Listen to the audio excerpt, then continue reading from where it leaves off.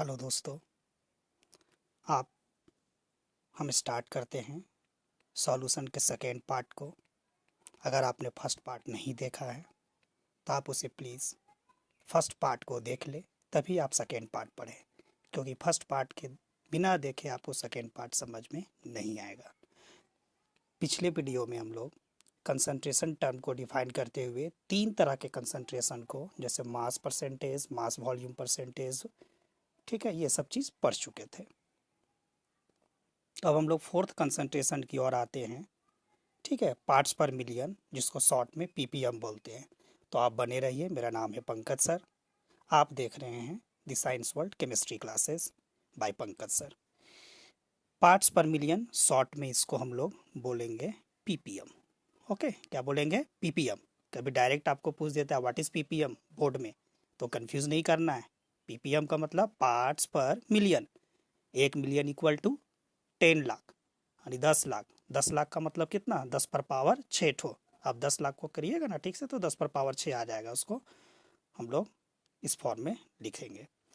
तो कहता क्या है इसका definition? Mass of solute present in 1 million solution is called parts per million. ठीक है, कहता है कि मास ऑफ सॉल्यूट, हिंदी में इसको कहेंगे 1 मिलियन विलियन में उपस्थित विलय का द्रव्यमान ग्राम में पार्ट्स पर मिलियन कहलाता है।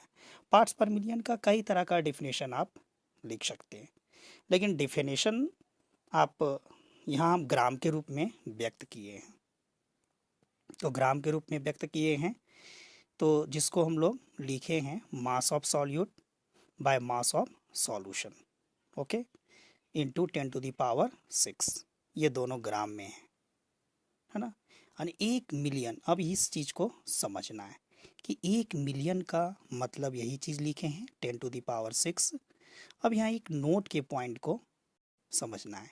ये नोट पॉइंट बहुत ही इम्पोर्टेंट पॉइंट है। क्या कहता है आप सो देखिएगा।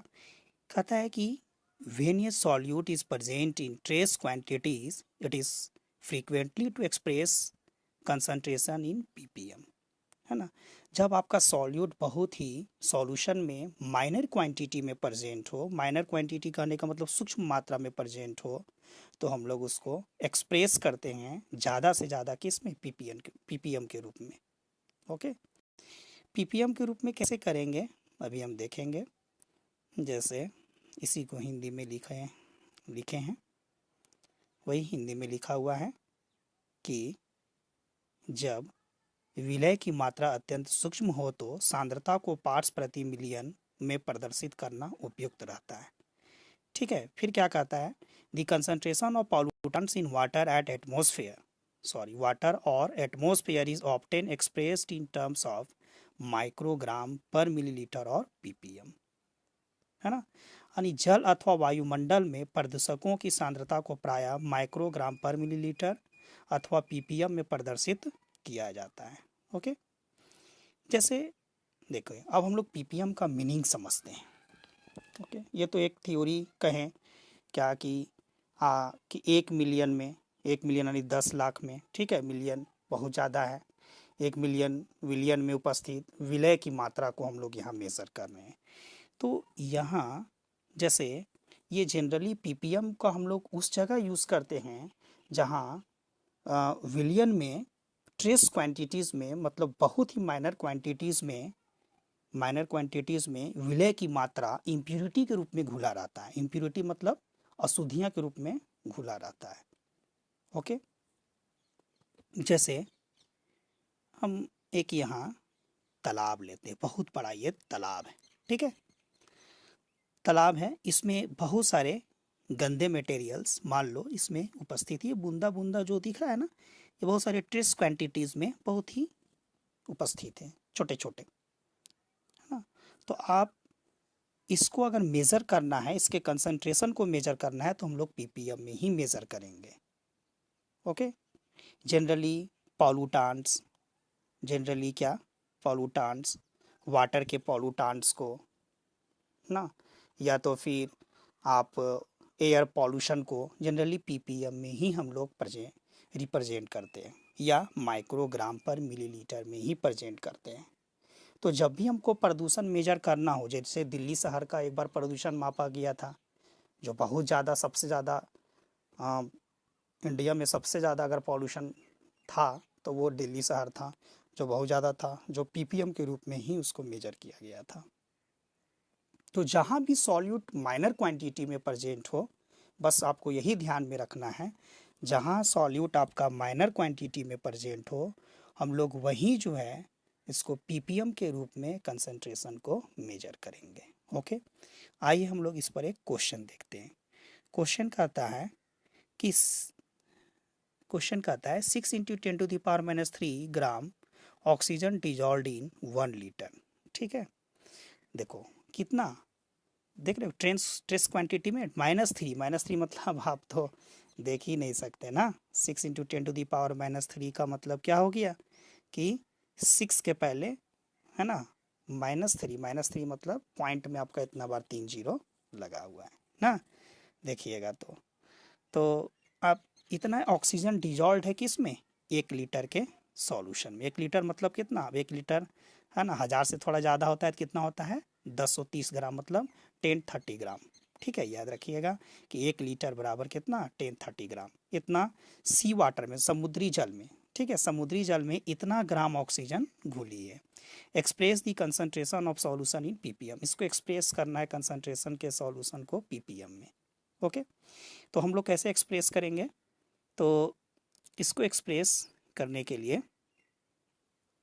जैसे यहाँ क्या है, कहता है, इसको एक्सप्रेस किए हैं हम, देखिए 6 × 10⁻³ क्या है आपका, ये पीपीएम के फार्मूला पर सेट करके बनाए हैं, मास ऑफ सॉल्यूट प्रेजेंट है। ओके, कितना में भाई, 1030 ग्राम में, चूंकि ग्राम ग्राम को आपको लिखना है ना, और इंटू आपका कितना, 10⁻6।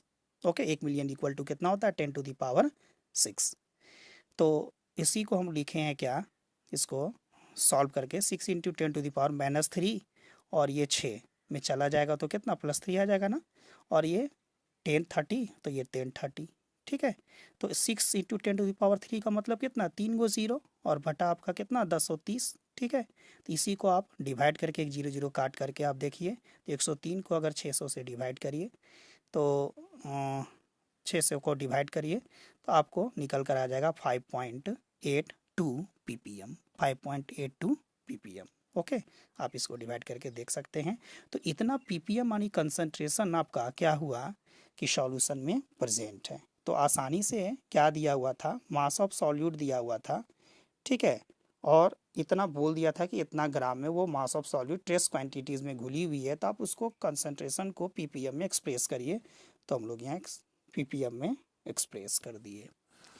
अब आपका आता है अगला बहुत ही इम्पोर्टेंट, जिसको हम लोग कहते हैं मोल फ्रैक्शन। ये 5 नंबर कंसंट्रेशन है, जिसको हम लोग क्या कहते हैं, पीपीएम। आप इसे जान लो, वीवीआई कर लो, क्योंकि ये बोर्ड एग्ज़ाम में बहुत पूछा जाता है और इससे आपको न्यूमेरिकल बहुत बनेगा। तो पीपीएम क्या कहलाता है, सॉरी, मोल फ्रैक्शन क्या कहलाता है। मोल फ्रैक्शन, फ्रैक्शन का मतलब होता है बटा, बटा मतलब क्या, भिन्नात्मक। तो मोल फ्रैक्शन को एक्स से डिनोट करते हैं हम लोग, जिसको हम लोग हिंदी में मोलंस कहते हैं। तो आप इसको भी कई लफ्ज़ों में डिफाइन कर सकते हैं, है ना, कि सॉल्यूशन के रिस्पेक्ट में, सॉल्यूशन के रिस्पेक्ट में कितना नंबर ऑफ मोल्स सॉल्यूट का प्रेजेंट है सॉल्यूशन के रिस्पेक्ट में। ठीक है, नंबर ऑफ सॉल्यूट या सॉल्वेंट जो भी कंपोनेंट हो। तो हम यहाँ लिखे हैं कि the ratio of the number, है ना, the ratio of the number of moles of one component, चाहे वो सॉल्यूट हो चाहे वो क्या हो, solvent, and the total number of moles of solution is called mole fraction, है ना, it is represented by x। Okay, mole fraction का डिफिनेशन वही डिफिनेशन से लिखे, रेशियो, रेशियो किसका रेशियो भाई, number of moles of one component, one component में यहाँ कुछ भी हो सकता है, सॉल्यूट सॉल्वेंट कुछ भी हो सकता है। ओके, वो आपका सॉल्यूट सॉल्वेंट कुछ भी हो सकता है। तो अब सॉल्यूट सॉल्वेंट, तो number of moles of one component यानी सॉल्यूट या सॉल्वेंट कुछ भी हो सकता है, उसका moles number of moles bye total number of moles of solution. चूँकि सब्सटेंस के अमाउंट को हम लोग मेजर करते हैं, है ना, मोल्स में, इसलिए हम लोग यहाँ मोल्स में रिप्रेजेंट किए हैं। तो आपने सीख लिया क्या मोल फ्रैक्शन को हम लोग क्या बोले, number of moles of one component, चाहे सॉल्यूट या सॉल्वेंट कुछ भी हो सकता है, bye total number of mole of solution. ठीक है, इसी को हिंदी में लिखे हैं कि किसी एक अवयव विलय के मोलों की संख्या तथा विलयन के कुल मोलों की संख्या के अनुपात को मोल अंश कहते हैं। इसे x से प्रदर्शित करते हैं। ठीक है, उसी को हिंदी में यहाँ रिप्रेजेंट किए हैं। अब देखिए, अब आपको फार्मूला में आगे हम रिप्रेजेंट करेंगे कि कैसे निकालेंगे। यहाँ हम लोग सीख लेते हैं थोड़ा सा क्या लिखा हुआ है कि मोल fraction is a unit less expression. Note में कहता है mole fraction is a unit less expression. याद रखिएगा कि मोल फ्रैक्शन का कोई मात्रक नहीं होता है ना। क्यों नहीं होता है भाई? चूंकि x equal to mole by mole, चूंकि ऊपर भी मोलों की संख्या है, नंबर ऑफ मोल्स है, नीचे भी आपका क्या है, मोलों की संख्या नहीं नंबर ऑफ मोल्स है, तो दोनों का मोल बाय मोल हो जाएगा। तो मोल मोल कट के आपका यूनिट कितना आ जाएगा आपका 1, यानी यूनिट लेस क्वांटिटी हो जाएगा ये। ओके, तो मोल फ्रैक्शन याद रखिएगा दोस्तों कि ये यूनिट लेस होता है। क्यों? क्योंकि नंबर ऑफ मोल्स ऑफ, है ना, कोई भी कंपोनेंट हो bye total number of mole of solution. चलिए, अब आपका क्या कहता है आगे, कहता है कि इस चीज़ के एक्सप्रेशन को, जैसे कि हम लोग व्यंजक कैसे प्राप्त करेंगे। ठीक है, तो व्यंजक में सपोज दैट क्या करते हैं कि कंपोनेंट ए को मान लेते हैं क्या, सॉल्वेंट। अब इसका एक फार्मूला बनाना है, डिराइवेशन फार्मूला। ठीक है, तो हम लोग जानते हैं ना कि क्या जानते हैं, हम लोग क्या जानते हैं कि अगर एक कोई बर्तन लेते हैं, उसमें दो तरह का कंपोनेंट, कोई ए और ये बी, ए और क्या मानते हैं, बी, दो तरह का कंपोनेंट एक सॉल्यूशन में प्रेजेंट है। तो एक कंपोनेंट ए जो है सो सॉल्वेंट है और कंपोनेंट बी जो है सो मान लिए हैं क्या, सॉल्यूट। ठीक है, कंपोनेंट ए को क्या माने, सॉल्वेंट। ओके, चूंकि मात्रा ज़्यादा होता है वो सॉल्वेंट होता है, तो ए, और बी जो है सो आपका क्या हो गया, सॉल्यूट। तो number of moles of solvent को हम लोग क्या लिखेंगे, नंबर ऑफ मोल्स मतलब क्या, गिवन वेट मॉलिक्यूलर वेट, यानी नंबर ऑफ मोल्स हम लोग पढ़ चुके हैं।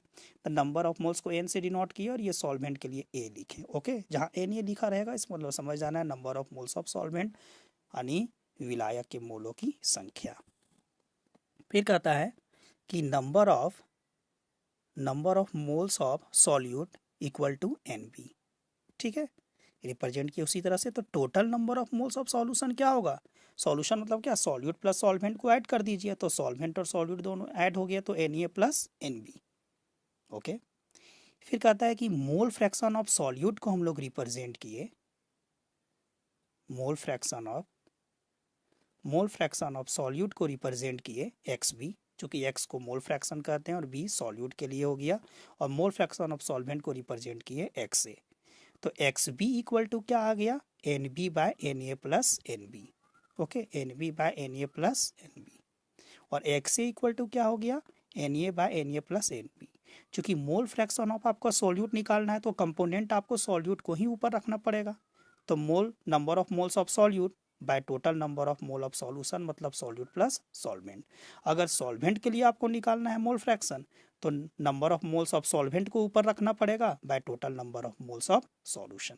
ये बहुत ही इंपॉर्टेंट फार्मूला है, आप इसको याद रखिएगा। जब एक formula number of mole of fraction of solute का याद रखिएगा तो अपने आप numbers of moles of solvent को निकाल सकते हैं। ओके, अब हम लोग यहाँ देखते हैं क्या, इसी चीज़ को हिंदी में रिप्रेजेंट किए हैं।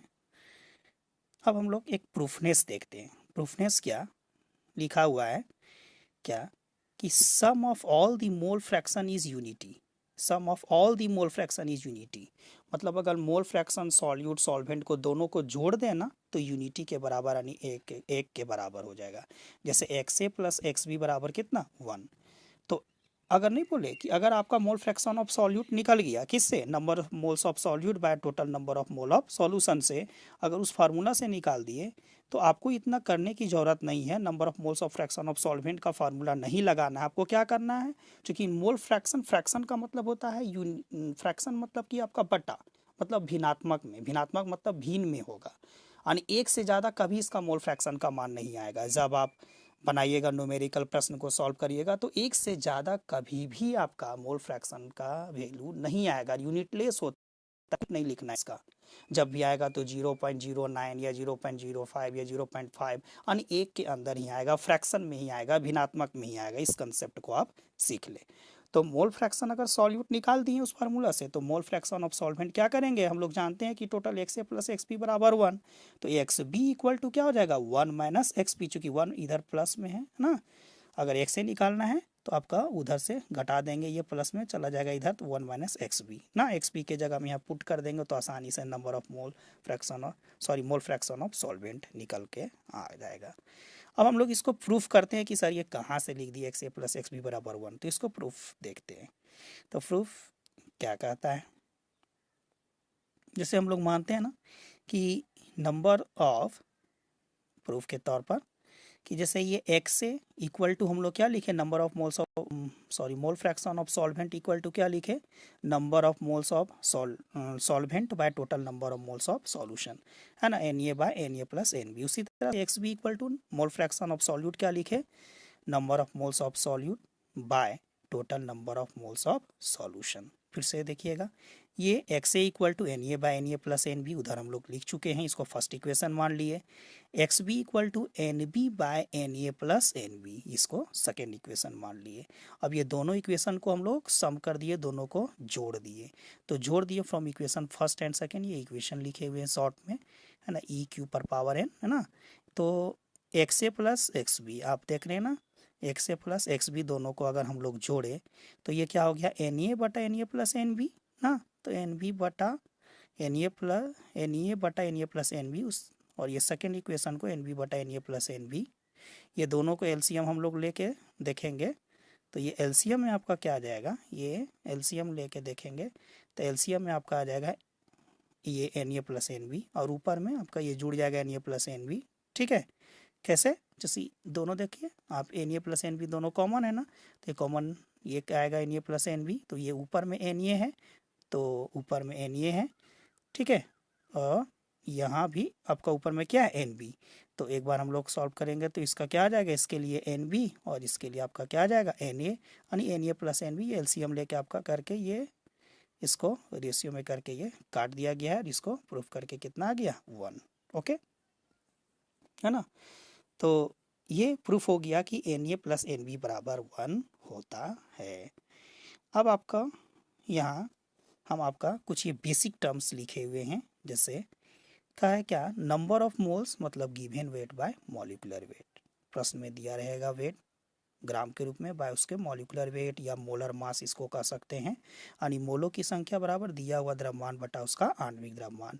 और ये बेसिक कंसेप्ट है जो आपको इस 11th में इसको याद भी रखना है ना, इसको मेमोरी में भी आपको याद कर लेना है, क्योंकि ये बहुत इंपॉर्टेंट टर्म है। अब आपका जैसे आता है क्या, इसी पर एक फार्मूला हम बनाए हुए हैं कि एक्स बी इक्वल टू, अभी हम लोग क्या देखे थे, एक्स बी इक्वल टू अभी हम लोग देखे थे क्या, X B equal to N B by N A plus N B, okay, N A plus N B. अब फिर से देखिएगा, एक्स बी इक्वल टू क्या देखे थे, minute, X B equal to देखे थे क्या, N B by N A plus N B, okay, ये देखे थे। तो एन बी मतलब क्या, number of moles of solute, और एन ए इक्वल क्या, number of moles of solvent, तो number of moles equal to क्या होता है, वेट बाय मॉलिक्यूलर वेट, किसका, सॉल्यूट का। एन ए क्या, number of moles of solvent by number of moles of solvent equal to क्या हो गया, वेट ऑफ सॉल्वेंट बाय उसका मोलर मास ऑफ सॉल्वेंट यानी मॉलिक्यूलर वेट ऑफ सॉल्वेंट। तो उसी के रूप में यहाँ एन बी इक्वल टू, इसी का एन बी का फार्मूला ये बना के लिखे हैं, W B by M B, मतलब weight of solute by molecular mass of solute. उसी तरह से एन ए इक्वल टू लिखे हैं weight by molecular weight, weight किसका, सॉल्वेंट का, बाय उसका मॉलिक्यूलर वेट किसका, सॉल्वेंट का। और ये तो आप जान ही रहे हैं, तो ये फार्मूला बन के आ जाएगा क्या, एक्स बी इक्वल टू ये फार्मूला।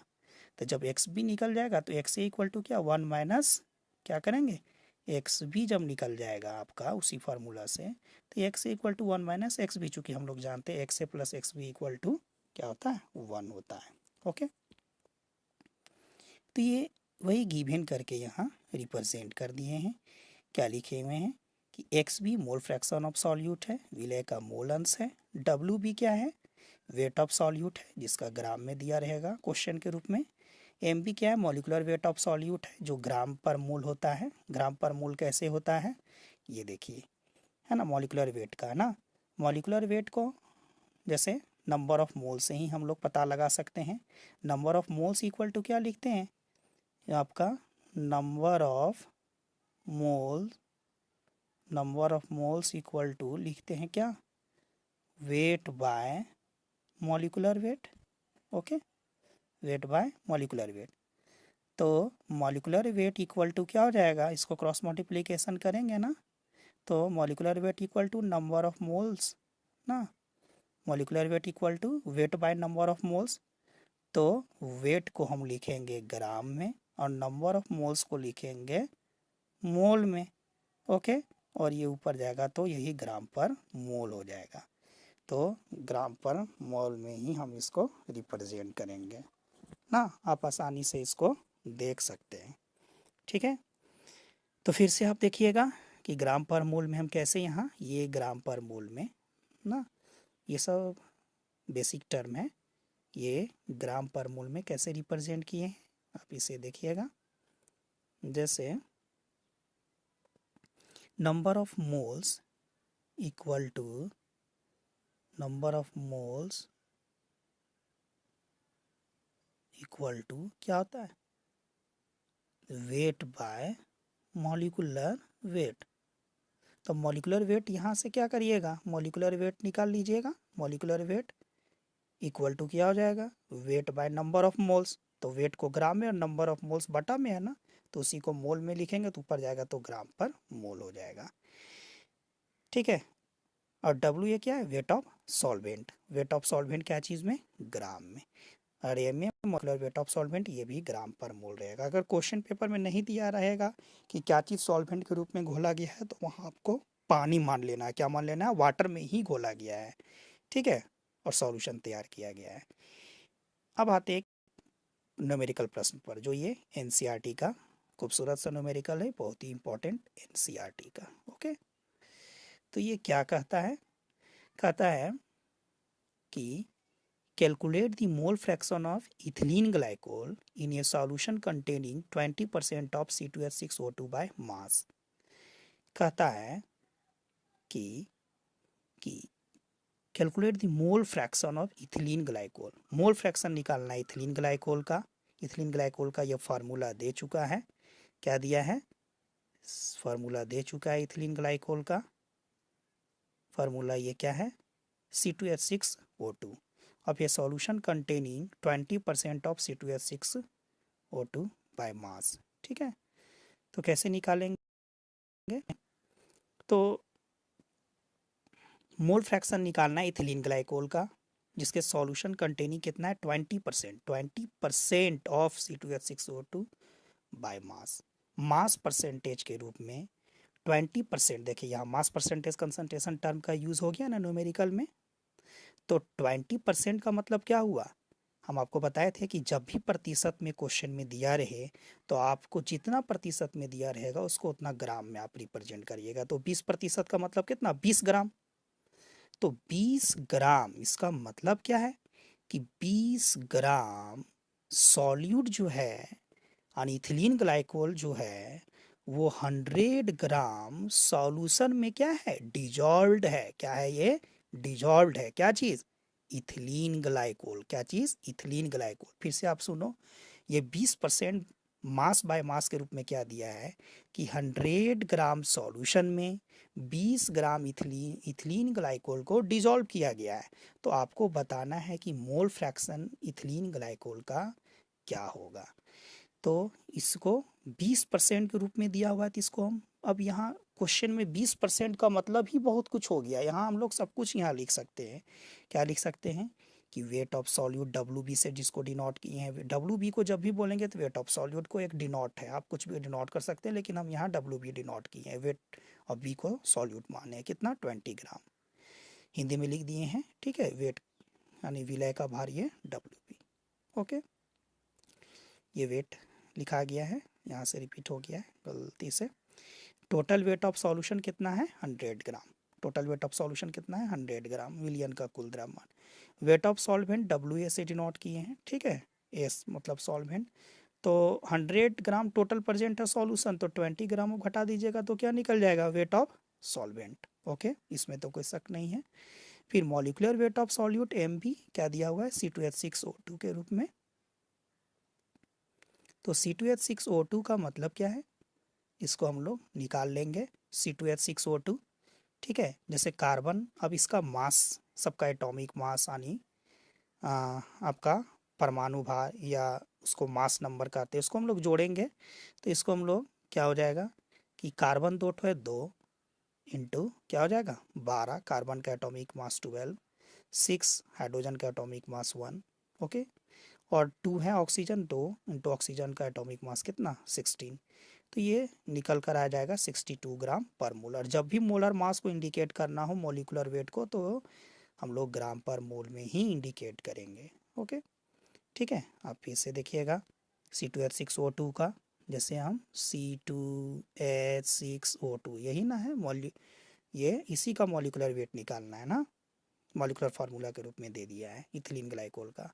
तो कार्बन ये कितना है 2, कार्बन कितना है 2, तो 2 इंटू कार्बन का एटॉमिक मास कितना होता है 12 प्लस 6 इंटू हाइड्रोजन का एटॉमिक वेट कितना 1, फिर इसको प्लस करेंगे ऐड कर देंगे 2 इंटू ऑक्सीजन का एटॉमिक मास कितना 16।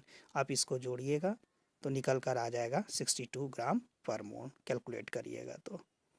ओके, अब यहाँ आपको बताए थे ना कि कुछ क्वेश्चन पेपर में नहीं दिया रहेगा, तो आप इसको सॉल्वेंट को मान लीजिएगा, क्या मॉलिक्यूलर वेट ऑफ सॉल्वेंट पानी ही मान लीजिएगा H2O, और H2O का निकल कर आ जाएगा उसी तरह का।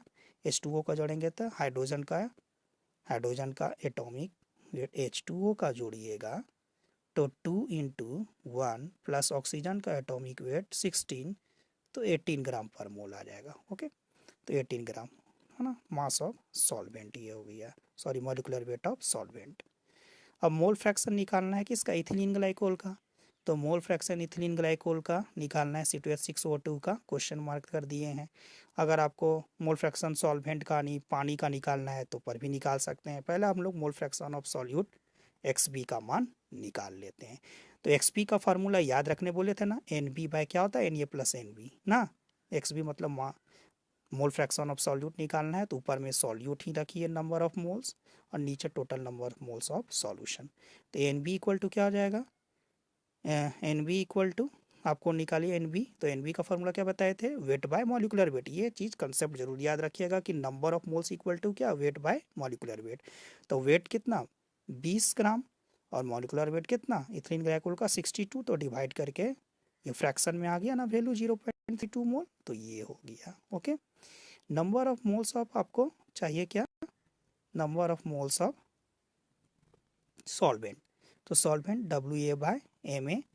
तो इसको हम लोग उसी तरह से number of moles of solvent निकालेंगे। तो हम आपको पहले बताए थे कि 80, इसका मतलब 80 ग्राम सॉल्वेंट में घोला गया है पानी में, और मॉलिक्यूलर वेट ऑफ सॉल्वेंट कितना होता है 18। ठीक है, इसको डिवाइड करके 4.44 मोल आ गया।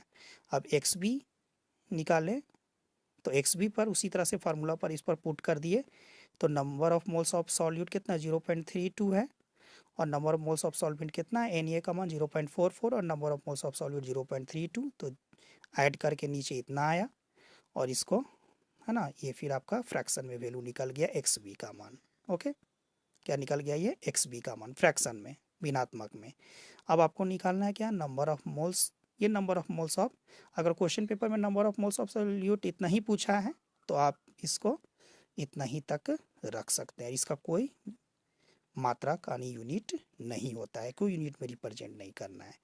फिर क्या कहता है कि आपका तो उसी को number of moles of solvent चाहिए आपको, एक्स ए का वैल्यू, तो बोले थे ना X A plus X B equal to 1, तो एक्स ए चाहिए तो 1 माइनस एक्स बी, तो 1 माइनस एक्स बी यानी कि घटा दीजिए 0.94 आ जाएगा। तो hence mole fraction of ethylene glycol 0.06 हो गया। मोल फ्रैक्शन ऑफ वाटर आने की सॉल्वेंट का कितना, 0.94 आ गया ना। अब इसी को हिंदी में यहाँ बनाए हुए हैं, इसी को हिंदी में इसको लिख दिए हैं, अतः ये करके। अब इसमें हिंदी क्या, बस यही चीज़ है, मोल फ्रैक्शन ऑफ सॉल्यूट और सॉल्वेंट आसानी से निकल गया।